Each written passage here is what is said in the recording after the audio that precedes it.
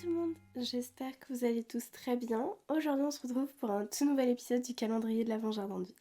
Je m'excuse d'avance, je pense que vous l'entendez à ma voix, mais aujourd'hui je suis malade comme pas possible, j'ai hyper mal à la gorge et j'ai le nez bouché. Mais je me devais quand même de vous sortir des épisodes pour le calendrier de l'Avent, donc on va faire avec.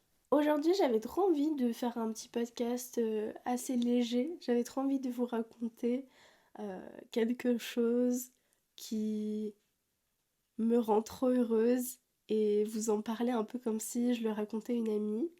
Donc voilà. Et puis les semaines où ça ira un petit peu mieux, je vous ferai des épisodes où on parlera beaucoup plus longtemps de sujets parce que vous m'avez proposé plein de sujets hyper intéressants quand je vous ai posé la question sur Instagram.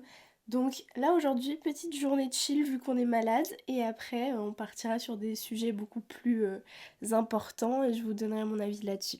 Donc, première question que je voulais vous poser, si dans votre ville vous aviez un café au Mood Jardin de Vie, est-ce que vous iriez ou pas? Parce que c'est mes bien projets pour 2024 pour moi. Oui. Vous avez bien entendu, je suis en train de vous faire une petite annonce là. Alors pour le moment j'en ai parlé à très peu de personnes, mais comme vous avez pu le voir dans le titre, pour 2024 j'aimerais vraiment ouvrir un café. Donc dans cet épisode je vais vous raconter un peu le pourquoi du comment cette idée m'est venue et ce que j'aimerais faire, tout ça quoi. Donc, il faut savoir que j'ai vraiment toujours rêvé d'avoir un petit café esthétique. Vous savez, comme on le voit sur Pinterest, un peu cosy avec de la buée sur les vitres, un petit coin lecture et tout ça. Bref, un petit cocon où on se sent bien, quoi. Mais sauf qu'en fait, j'avais envie de me lancer dans ce projet beaucoup plus tard dans ma vie parce que pour le moment, j'ai vraiment l'impression d'être un gros bébé sans expérience. De base, j'aime pas le café, je sais pas comment faire fonctionner une machine à café, j'ai absolument pas de budget pour me lancer dans un projet pareil. Puis avec des parents qui eux aussi se sont mis à leur compte et qui ont eu des problèmes financiers, je vous avoue que ça me fait extrêmement peur. Mais, euh, mais cette idée a un petit peu changé dans ma tête en fait. Enfin bref, je récapitule. Il y a quelques semaines, je m'en sentais pas du tout capable. Et comme vous le savez, je suis partie vivre à Paris pendant quelques mois cette année avec mon copain et je suis retournée à Montpellier, là où il habite, parce que juste la vie à Paris était beaucoup, mais beaucoup trop chère pour nous. Et en plus, avec les Jeux Olympiques de cet été, c'est presque impossible de trouver un appart là-bas. Donc tous nos projets tombaient un petit peu à l'eau. Et vu qu'en fait on est dans une période de flottement où on a envie de retourner à Paris et en même temps on peut pas parce qu'on n'a pas assez d'argent et on n'arrive pas à trouver du travail, bah mes parents m'ont dit pourquoi pas ouvrir un café en amoureux à Montpellier pour vous faire de l'argent et en même temps vous créer un petit projet sympa puis avoir après par la suite un appartement et tout ça. Mes parents, comme je vous le dis souvent, c'est vraiment des personnes incroyables. C'est des personnes qui sont toujours là pour me soutenir dans n'importe quelle idée, dans n'importe quel projet de vie, même s'ils n'ont pas beaucoup d'argent, ils sont prêts à m'aider.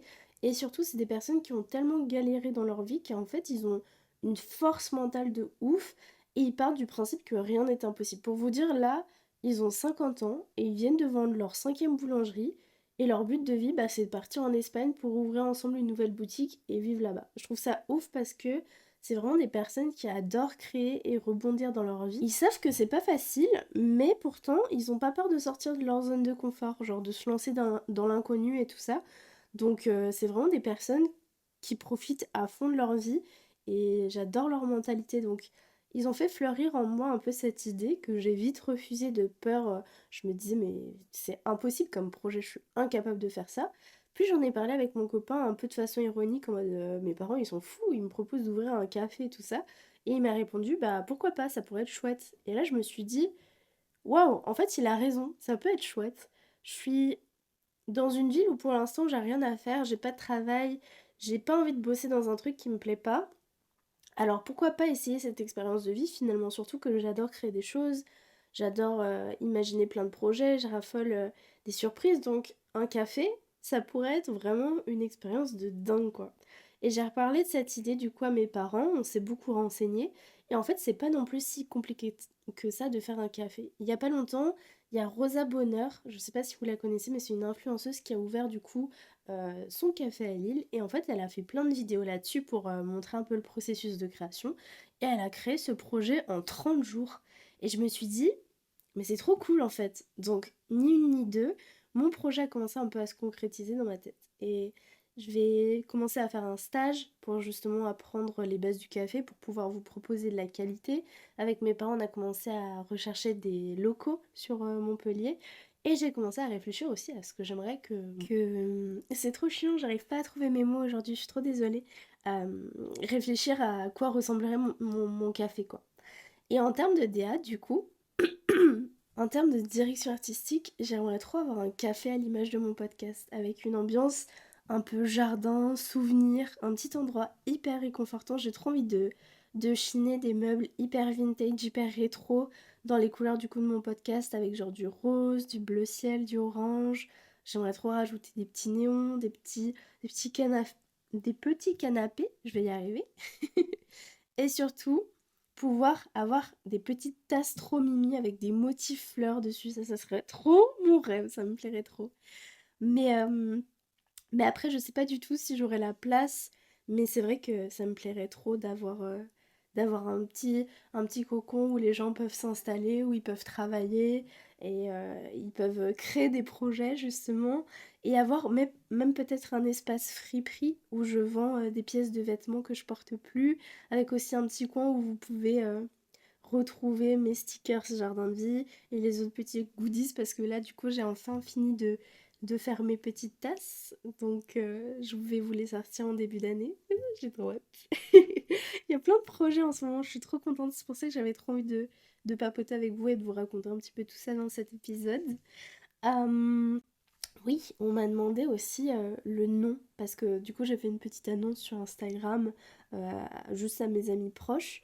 Et en fait, pour le nom, je sais pas vraiment comment l'appeler, mais peut-être un truc en mode le Mium Café ou quelque chose comme ça pour rappeler la fin de mon pseudo qui est Emiyu. Mais si jamais vous avez d'autres idées, bah, n'hésitez pas à me les partager, ça serait trop chouette. Sinon, en termes de menu, on va sûrement se focus sur des boissons, genre on va faire, je pense, des matchas, des cafés avec du sirop à la vanille, pumpkin, cookies, des boissons vraiment bien savoureuses, bien sucrées, et pourquoi pas aussi des choses très simples, genre à manger comme des cookies, des cakes au citron, tout ça quoi. Vous devez vous dire, elle est complètement folle, genre elle a à peine, elle a à peine ses locaux, elle imagine déjà tout ce qu'il va y avoir dedans, mais je suis trop excitée en fait, j'ai tellement plein d'idées que j'ai trop hâte que ça se concrétise.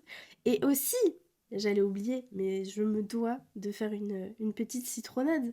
Parce que dans la présentation de mon podcast, je dis qu'on s'installe sur un drap fleuri avec une citronnade. Donc, il faut que j'en fasse une, quoi. J'aimerais trop vous proposer en fait différentes recettes selon les saisons avec des trucs qui rappellent un peu la nostalgie d'enfance. Genre, par exemple, l'hiver, je veux trop faire des trucs à base de mandarine, de chocolat et tout ça, parce que j'aime trop ça dans cette période-là. Et je veux trop arriver à mettre en avant aussi des produits de qualité d'été, de petites marques que j'aime bien et avec qui je pourrais du coup collaborer pour vous faire découvrir plein de choses tous les mois. Donc ça, c'est un petit peu mes idées. Et même avec Yuri, on pensait aussi organiser des événements un peu mood Hôtel Mafouf, avec des petites soirées à thème, je sais pas, des petites soirées jeux, des choses comme ça. Je sais pas encore quoi, parce que pour le moment, c'est encore, comme je vous dis, un projet, donc c'est dur de savoir précisément ce qu'on fera. Mais voilà, c'est un petit peu des petites idées pour vous aider à vous projeter vous aussi. Je vais bien évidemment continuer mon contenu sur les réseaux, je vous ferai des vlogs sur mes petites aventures, sur comment se déroule le processus de création, sur l'ouverture, enfin tout ça. Donc voilà, j'ai trop hâte. Et puis ça sera l'occasion peut-être de se voir, de se rencontrer, ça me ferait trop plaisir.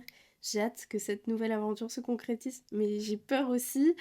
Mais en même temps, je suis surexcitée. Enfin, il y a tout un gloubi-boulga dans ma tête qui se passe en ce moment, mais j'espère qu'en tout cas vous serez au rendez-vous et que ça vous plaira. Et pourquoi pas enregistrer, je sais pas, des épisodes de Jardin de vie là-bas.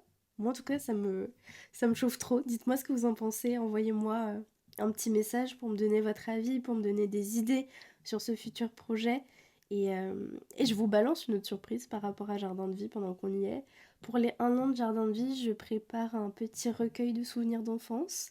Donc voilà, je vous en dis pas plus, mais j'espère que vous êtes contents d'apprendre toutes ces petites nouvelles, même si Jardin de vie est né il y a à peine un an. J'ai envie de faire plein de choses autour de ça parce que ça faisait très longtemps que j'avais envie de me lancer. Donc voilà, je sais à peu près tous mes petits projets en ce moment, petit café, petit livre, les petites tasses qui vont sortir au mois de janvier. Je suis trop excitée. Voilà, c'est une fin d'épisode. C'est un épisode très court, mais c'était juste pour vous faire une petite annonce et vous parler un petit peu du projet. Donc voilà, je vous fais plein de bisous et à demain pour un prochain épisode. Bisous!